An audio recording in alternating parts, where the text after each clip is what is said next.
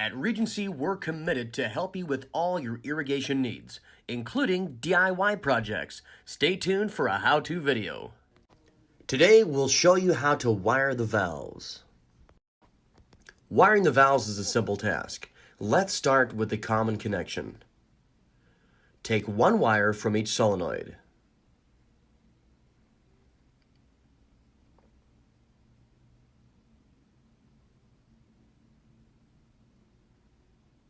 Now, grab the common wire. If you remember, the common wire is always the white wire. Twist those wires together.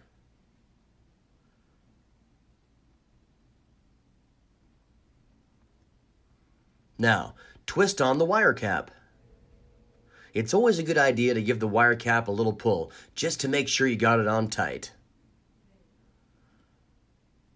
Now you're ready to wire your first zone. If you remember from a previous video, our first zone was the green wire. Let's start with the solenoid wire. Grab the solenoid wire, grab your snap lock connector. Insert the solenoid wire into the snap lock connection. Now, grab the green wire and insert that into the snap lock connection. It's always a good idea to push the wires in all the way, just to make sure you get a solid connection. Fold it over, snap it together. That's it. Let's take a closer look.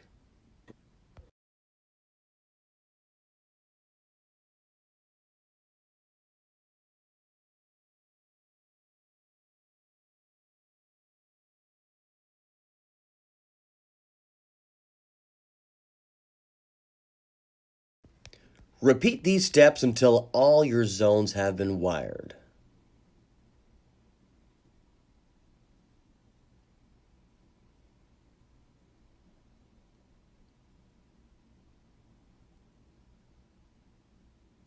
That's it.